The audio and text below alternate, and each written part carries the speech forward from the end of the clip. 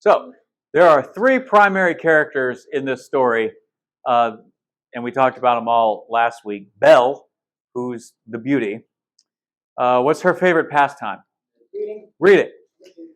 And there's another guy, Gaston, who's a simp. What is Gaston's primary characteristic? What is he? What? Good. He's a narcissist. He can't walk past a mirror without checking himself out in his own reflection. And then there's the Beast, which is, by the way, they never say it in this movie, but they say it in other Beauty and the Beast stuff. His name is actually Prince Adam, just FYI. So if you didn't know that, Beast is Prince Adam, or just man, because that's what Adam means. Very original, right? So he was offered a rose by a traveling ugly witch who needed a place to stay for the night. He rejected it, so she cursed him so that he's as ugly on the outside as he is on the inside.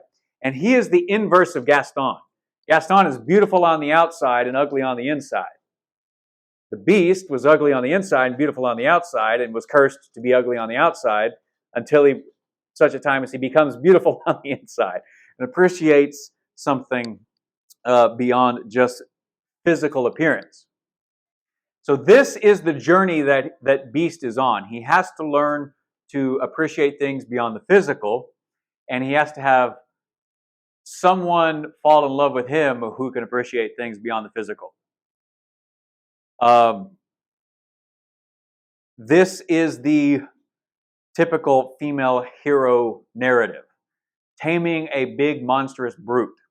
As we talked about last week, there were 5 categories of monsters that women are attracted to. Can anybody name any of the 5?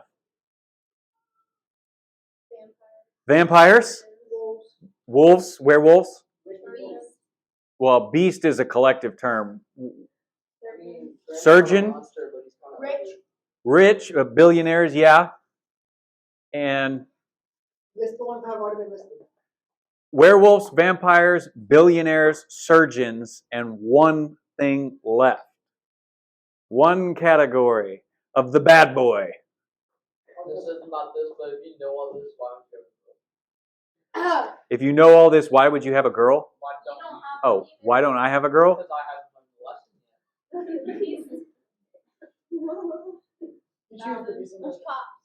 yet. No, not cops.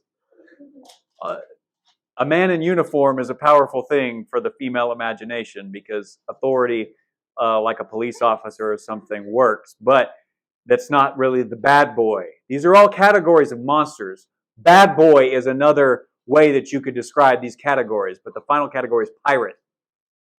And if you're reading like female romance novels or something, or just female heroine-driven stories, these are 5 categories of people. So you got Pirates of the Caribbean, and Will Turner at the end of the first Pirates of the Caribbean movie, where Elizabeth Bennet's father is like, "You're sure you want this guy? I mean, he is a blacksmith," and she says, "No, he's a pirate," because pirate, right? You got 50 Shades of Grey with the billionaire who's sexually depraved, and how much money books like that sell. And then you've got werewolf and vampires and stuff with books like Twilight and the Vampire Diaries and stuff that's around for a decade and everything, because that's how it works. And you've got Tony Stark, the billionaire playboy, who gets all the wrong women at the beginning and has to go on his own hero journey to attract a better heroine like Belle, who's Pepper Potts. Okay, so those are our 5 categories, and we talked about all of that. We saw the introduction to the story. Where we left off, Belle's father had been taken prisoner by the Beast, and the horse Felipe had run back without him, and Belle sees, as she's calling out to the heavens for adventure, something more than this provincial life. Felipe shows up without her dad, and so she says, "You have to take me to him." And she comes here, and this is the gates of the underworld that Belle is entering. It's dirty, it's dank, it's a cursed place. There's hellhounds everywhere that we looked at last week. She immediately sees his hat that he left by, and she goes into the castle. It's demonic. There are demons at the banisters up at the top, and she's wandering around through the underworld where the clock and the lampstand, Cogsworth and Lumiere, are arguing, and then they realize she's wandering around. Lumiere is the light, right? He represents the idea, the light bulb going off. So he's typically the one who has all the ideas. So he's the first to act, and he says, oh, well, maybe she can break the spell. They run around and trick her into going through this door. And it turns out it is the door that leads up to the dungeon tower where her father is. He's guiding her, lighting the way. He's very happy about it. And she finds her father.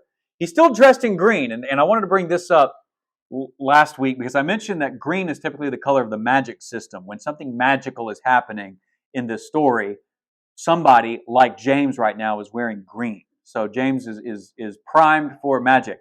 But you find that when he stumbles into Beast Castle, he's dressed in the same color that the Enchantress was dressed in. When the Enchantress comes looking for room and board for a night, as he does, he's mimicking exactly what got Beast in the problem that he's in. So he's representing the fact that Beast, at this point, 10 years later, still hasn't learned his lesson. Rather than actually taking care of the person who needs his help, he locks him in prison. And just when she's reunited, a hand reaches out. She throws the stick that or the torch that she's wearing. She doesn't quite notice. You see here, she's not looking directly at the Beast. She doesn't notice what she is, and the torch goes out. And so she starts looking around, and he's telling her, what are you doing here? She's explaining, you had my father. I came looking for him. But he's not standing in the shadows, and she can't see him. He's stalking around in the darkness. There's lots of conversation here, and eventually she says, hey, why don't you step into the light? Oh, no, wait. Here she says, wait. Let him go, take me instead. And this shocks the Beast. He is not a selfless person. A selfless person never would have rejected that Enchantress's bargain to begin with. So this surprises him, and you can see it in his facial expressions here. You would exchange yourself to save him? And he's a little confused here. Shocked, confused, and he explains, if you do this, and it's her choice, but if you do this, he goes and you stay here forever. That's what you're agreeing to. And she says, all right, but who are you? And step into the light. And this is where he moves into the light. Now, I want you to note this because this image here on his paw is going to be, when he turns back into a human, very similar to how he becomes human again. So I'm just mark that because his entire story is going and living in darkness and into the light. And he first does this because of Belle. He steps into the light because of Belle. That's his story.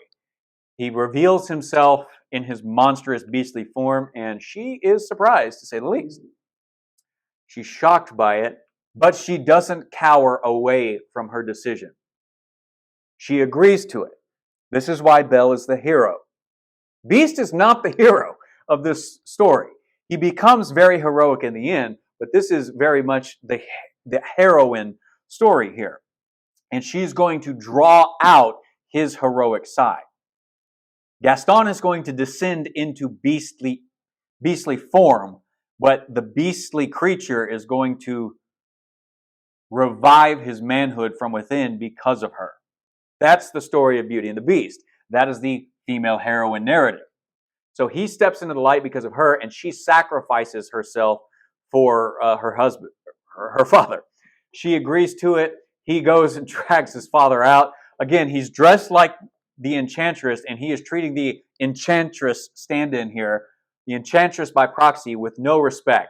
He walks out of the castle, dragging the Enchantress proxy character, throws him into the carriage, and tells him, take him back to town. Belle watches all of this from the cell window that she is there in, And as Beast is walking back up to the tower, Lumiere has an idea.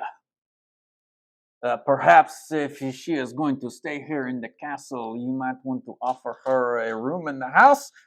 Well, this is what he thinks of that. He growls at that idea. And he's like, oh, okay. But as soon as he walks back up there, he's struck by this woman. Not because of her beauty, but because of her selflessness. She just sacrificed her and the rest of her life for a few years of her father's. So he tells her, I'll show you to your room. Follow me. And she says, you're going to give me a room. He says, well, do you want to stay here in the things? No. It's like, well, then come on. But this is how he's saying it. He's barking at her. He's not nice. He's not polite about it because he's an animal. And keep that in mind as we keep going. So he's walking her through the underworld. His castle is the underworld. And you know this because you see all the underworld beasts there. You even see a 3-headed dragon. A hydra, exactly. King Ghidorah, if you're in Japan, and with Godzilla. And so Belle is walking through the underworld here, and she now kind of has the sense of where she is, where she's being led, and Beast is picking up on the fact that a pretty young lady doesn't care to live in the same state as a single dude, right? And so one thing that you're supposed to be able to pick up on here is that Beast can actually read facial expressions and pick up on. He's empathetic and sympathetic in ways that Gaston is not. Belle has no interest in Gaston, and Gaston cannot pick up on that clue to save his life. Despite the fact that he's an animal, Beast can pick up on it, and look at his face here. He can feel kind of ashamed about it, but he doesn't know what to do. So he needs the light bulb to go off. Lumiere, another way that you can think of this is he's essentially the conscience, the way that Jiminy Cricket is. So Jiminy Cricket is a bad conscience learning to be a good conscience in Pinocchio. Lumiere, he's a good Frenchman. He knows the ways of love. Yes, okay. So he says, invite her to dinner, and then it surprises him, and so Beast is like, I don't know, and Lumiere says, yeah, go, and so he says, you'll join me for dinner. What? It's just like, and he's just like, well, and they have this conversation and says, dinner will be served, blah, blah, blah, and you'll join me for that. At that, this will be your room. And by the way, he's telling her, you can go anywhere in the castle except the West Wing, so he's laying down that, and we'll come to that later. It was like, this is your room. Oh, wait, maybe this is the spot where he invites her to dinner specifically. Or maybe this might have been, hey, ask her name. That's probably what it is. I think this was ask her name. It's like, my name's Belle, and it says you can go anywhere but the West Wing. And then here's the idea is invite her to dinner. And so he doesn't invite her to dinner. He says, you'll have dinner with me later tonight. And then he slams the door in her face. And you can look at her facial expressions here, because this is what women think when you say, hey, you'll have dinner with me, right? He's making a comparison here with Gaston. Like, in her mind, it's just like Gaston, except instead of having to open the door and trick Gaston into falling out, he slams the door and she collapses, because she realizes the weight of what she's done. And then we pull back out of the window and we see the castle in wintertime and in snow. And so there's an era of desperation and finality to this as we go back to the town and we return here to the community with Gaston. And what is Gaston doing? Look at this picture. He's sitting in front of the fire, looking up at himself. When you're a narcissist, the only thing that makes you happy is yourself. And he's upset, and he says, who does she think she is? That girl who does she think she is? That girl has tangled with the wrong man. No one says no to Gaston. And LeFou, the fool, the only other real character in this story, but of no real significance, says, darn right. And Gaston says, dismissed, rejected, publicly humiliated.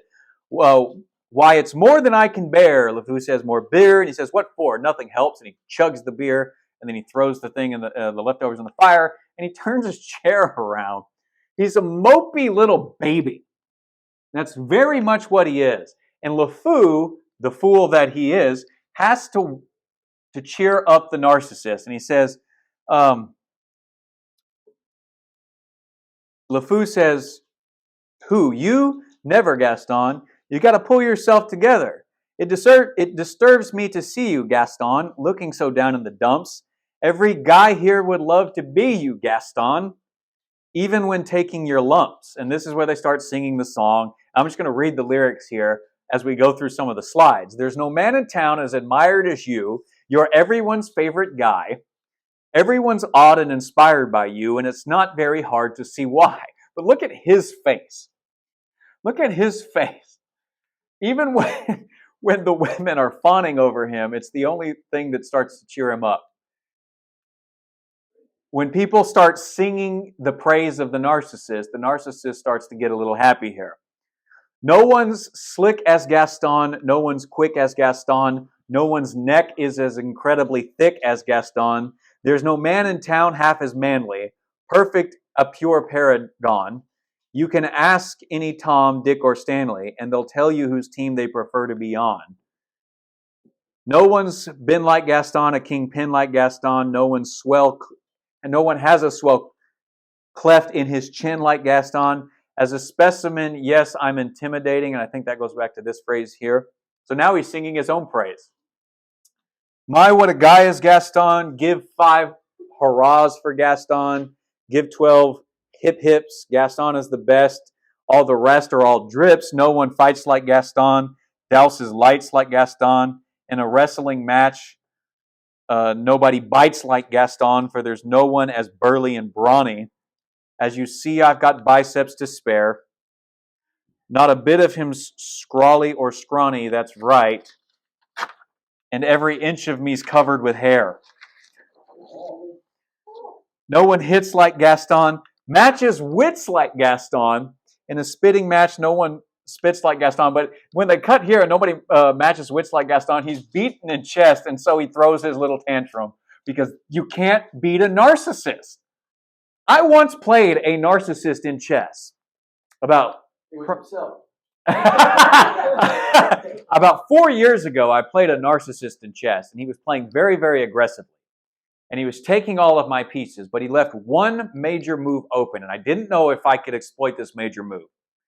But he left himself open, and I sent my castle all the way down the field and checkmated him because he pinned his king in and left his defenses open on one side without the ability to attack back. He never played me in chess again. We had all sorts of chess things going on at the church, and that guy never played me at chess again, but he basically did his own version of this. He moped around, he went to his office, and he closed the door.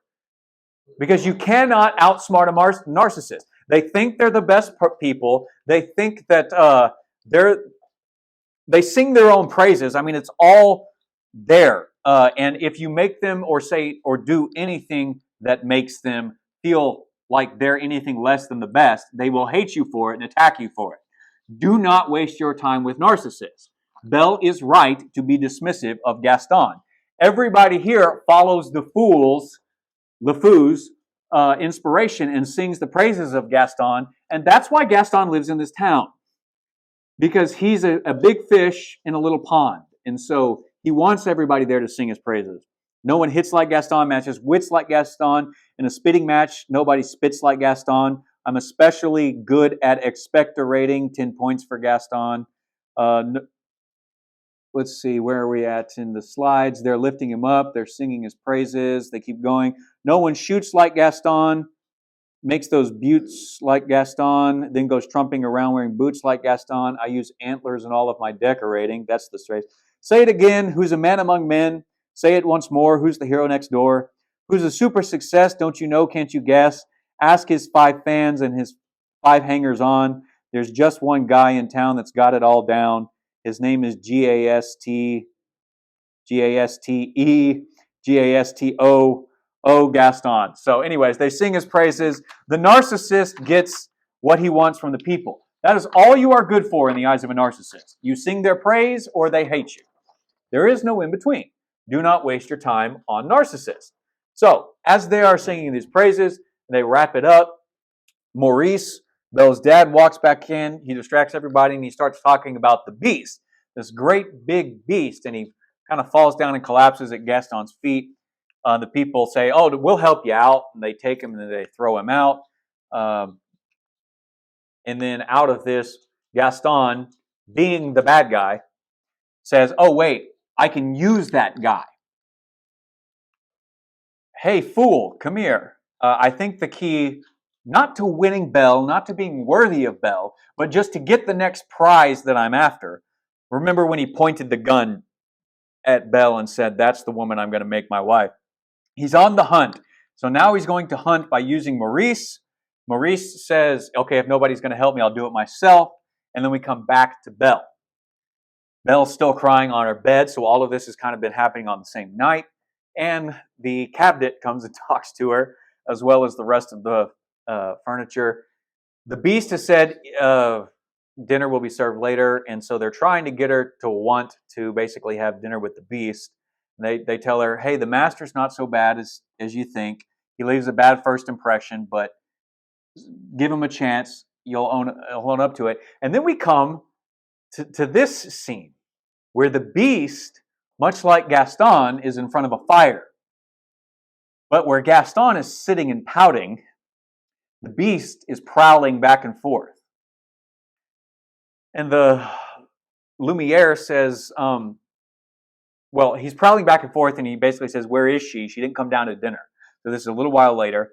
And Lumiere says, "Well, have you ever thought that maybe this is the girl that can break the curse?" And he says, "Of course I have. I'm not an idiot." And he says, "Okay, well, maybe you want to actually try to do something worth doing." And he gets onto him and he just growls like that because he's a beast. He's not a real man. Lumiere says, "Okay, you got to help me out here." And Mrs. Potts is going to be the female perspective on this. Remember when we looked at the machine that cut wood? It had the clock, it had the teapot, and it had the Lumiere things built into it because you need these.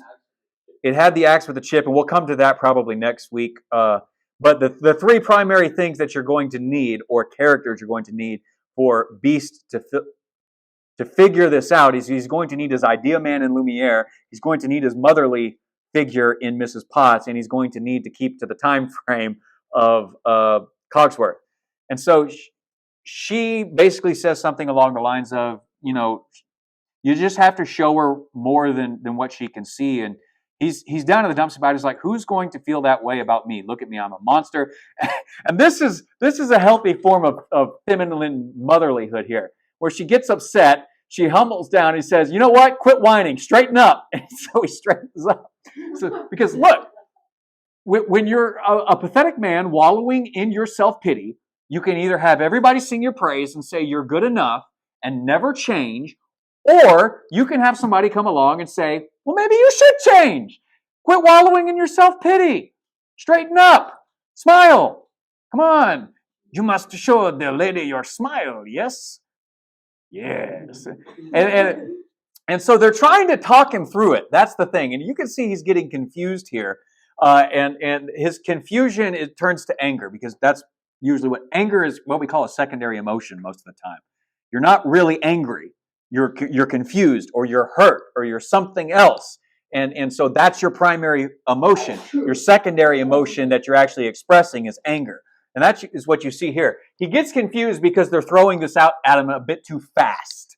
And so he gets upset, and they tell him, "Whatever you do, don't lose your temper." And it shocks him, and he gets upset about it. And he says, "Well, how do I do that?" And about this time, Cogsworth comes in, and he says, and he asks her, "Where's the girl? She didn't come down to dinner." And she's like, "Yeah, she's not coming." And so he loses his temper. He busts out of the room. They're trailing behind, and notice this beastly attitude. He doesn't take the stairs. He jumps around them. He's an animal. That's the point. He's an animal. And you know what a man who can't control his temper is? An animal. Now, I'm not telling you not to have a temper.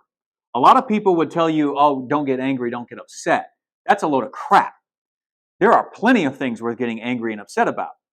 This is not one of them. Of course she doesn't want to come and have dinner with you. And this is what they walk him through, because he goes to pound on break the door down, and just as he's there, his three conscience characters, his three tools that have to help him out, stop him and say, why don't you just ask nicely? And so he basically says, will you please come down for dinner? She says, no. And she says, there, you see, she's being unreasonable. I can be angry because she's being unreasonable. And they say, just try again. And so he asks politely. She still says no. But you can see he's getting past his momentary lapse of anger here. There's more to him than anger. There is more to you than anger.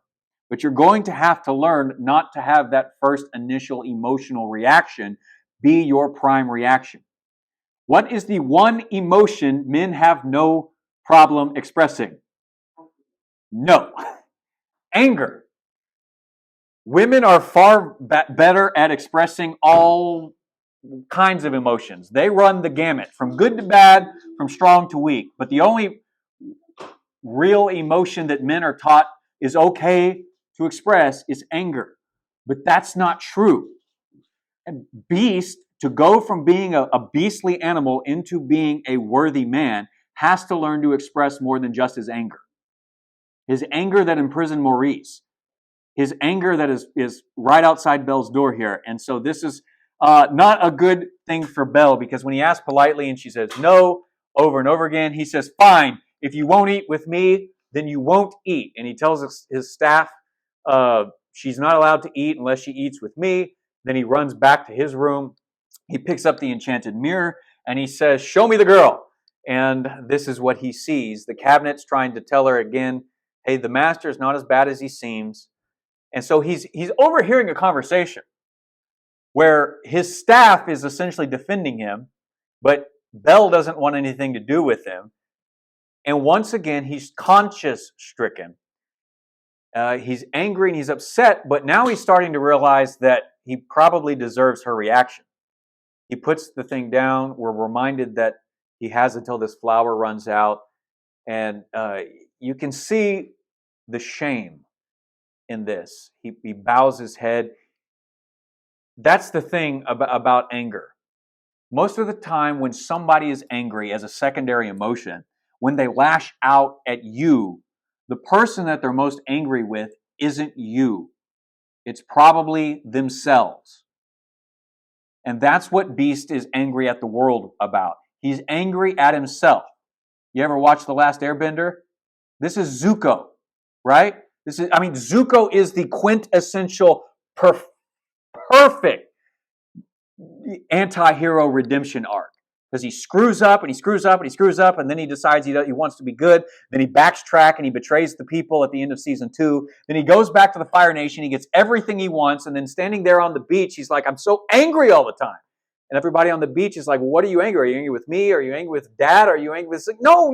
It's like, well, what are you angry with? What are you angry with? I'm angry at myself! And, when he can finally vocalize that, then he can finally start moving past that and stop fueling his firebending because of anger.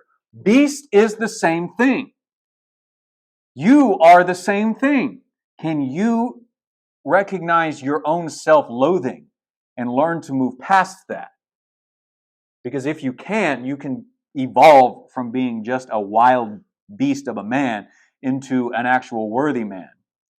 Beast is going to do that, but not right away. So, no longer guarding her door, Belle slips out into the kitchens. She meets Cogsworth and Lumiere, and then they sing the Be Our Guest song. We're going to skip all of that, but she basically says, I've never been in an enchanted castle before. And they say, enchanted castle? Who said anything about enchanted castle? This is where she's leaning forward. She's like, I figured it out. Because, she doesn't need to be told things to figure things out because she's intelligent, because she reads. That's what sets her apart. But she does ask for a tour of the castle. So they take her on a tour of the castle. Cogsworth is pontificating all of the things, and she is about to go up the west wing when they say, no, you can't go up there. But she says, why? What's up there? Blah, blah, blah. She's like, we can show you anything else like the library, but we can't take you up there. And she says, ooh, the library, let's go do that. And she's tricked them, so they go wandering off in the other direction, and she heads up here. And you notice these beasts holding up the pillars because she's going up into the beast territory. So she's crossing the threshold down into the depths of the underworld. She's in the underworld. We've already established that. But here in this shot, as she goes down the hallway, this is the Lord of the Underworld's castle.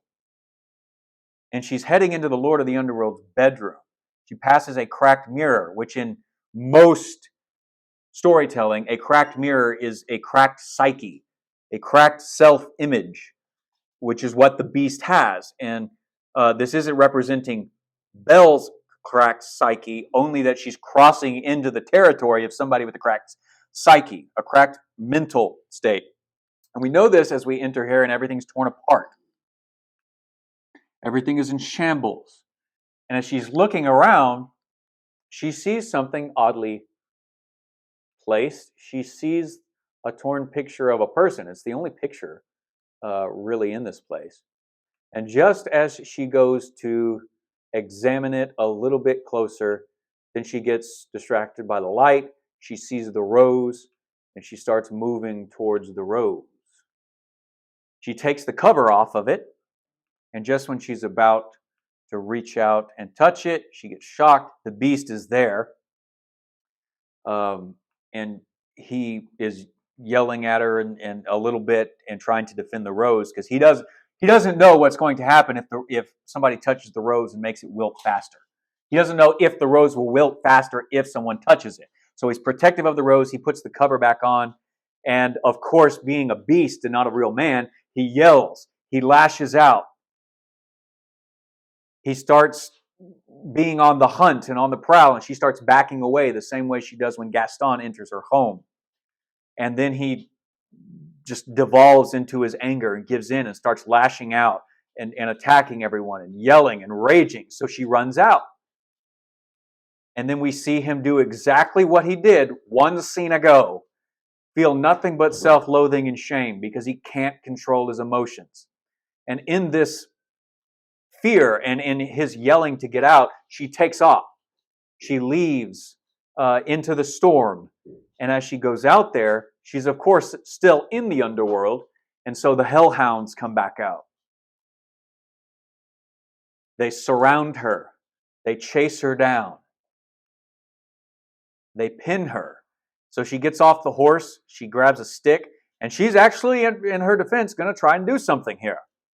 Because somebody who can't fight in the underworld has no business being in the underworld. If you're going to go down into the underworld and rescue your father, you darn sure better be ready to fight. The problem is there's more of her than there's more of them than of her. So one of these things leaps up, grabs her coat flapping in the wind, and pins her down. And another one is going to pounce. And as she's trying to get away, and it's about to pounce, a paw comes out of nowhere, and the beast shows up. And this is when being a beast actually comes in handy. This is when your anger and your rage is useful.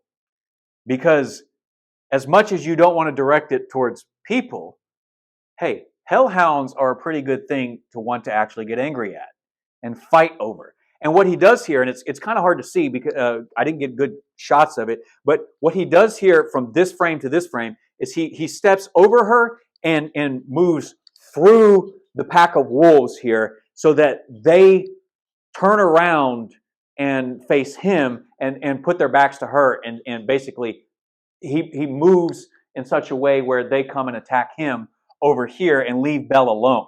And that's what they do. They turn and attack him. So he's defending her, putting her first, and it's his first and only, thus far, act of heroism in the story. And so they do to him, two, what took to take Belle down, one. They take two to try and bring him down to the ground, pin him down, and attack him. One, they bite into him. They get him here a little bit, and but he's still on his feet. He's still fighting. He throws the one on his back off, and it does enough to make them run away. And he turns around, and just when you think, he's won, you see he's bleeding, and he passes out. So he's used all of his strength and energy to defend her. She's witnessed this whole thing, and she gets ready to get back on the horse and leave, but she's conscience-stricken about what he just did, so she turns around and she helps him. She puts him on the horse, and they go back to the castle. This was the perfect opportunity for her to leave. But Belle is a fundamentally kind person who looks beyond the immediate physical things. And she recognizes that he did a very selfless thing in this. And so she responds by doing a selfless thing again. This is who she is. She's a selfless person. She sacrificed herself for her father. And when she recognizes that there's more to Beast than just meets the eye, something that the cabinet was trying to tell her, give the master a chance, she realizes, hey, there is more to this. And so she takes it back, and like a wounded animal, he's licking his wounds, quite literally. If we zoom in a little bit here, he's literally licking his cuts. Now she goes to do something more useful for it, and tries to reach out. He, of course, growls, and so she doesn't grab his arm. She just puts the stuff on his cut, and he howls kind of like a baby, and then he growls at her and says, "That hurt."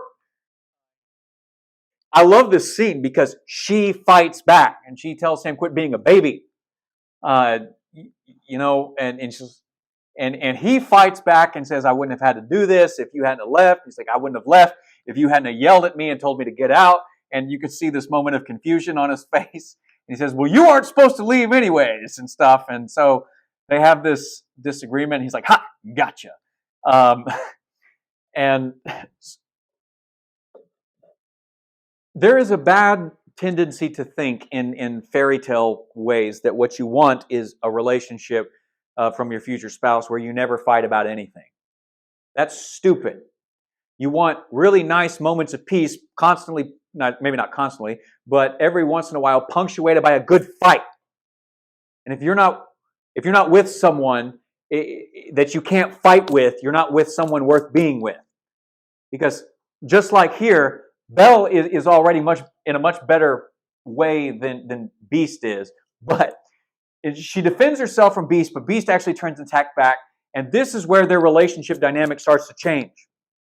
You have to be willing to fight for yourself, for the relationship, for each other, and you have to be able to fight the other person because the other person isn't perfect. If you're going to sing the praises nonstop the way the people do Gaston, that person is never going to learn and grow. The only reason Beast can grow to be something more, and the only reason that Belle can ultimately grow and see past just the beastly outside to what's on the inside, is because they're willing to fight about it here. Do not give in to the lie that you should not be fighting with people. You should be fighting with people over the right things, and you should be fighting in the right ways. But you should be fighting. And if you're not going to fight with your spouse, don't bother marrying them, okay? If they think that that's the way they want the relationship to go, find somebody that's willing to fight with you over the things that matter, because there are things worth fighting for. So they fight it out a little bit, but she ultimately says, "Thank you for saving me." And again, he's surprised here because he's not used to somebody saying thank you. And so he's a little surprised, and he says, "Thank you for bringing me back here." And they have a nice, wonderful moment here. And it's 7:30, so we'll stop there tonight, and we'll pick it up with the plot a bit next week. So, men, this goes for everybody, but it's particularly poignant lesson for men. You have to be more than your first emotional response. Men's first emotional response is typically anger. That is the one thing we have no problem expressing. You have to be more than that, but You have to incorporate your anger in the right ways at the right time. Taking on a pack of wolves to protect the lady is the right time to get angry. When hell is attacking your woman, you want to get angry at hell. And you want to be capable of unleashing hell right back at it. If you're not going to do that, she's not going to stick around. Why does she stick around? Because there's more to you than just your first emotional response. So where we're going now is we're going to see after this that Beast is now rethinking some things. He's trying to think beyond himself. How do I incorporate more than just my anger in my first emotional response?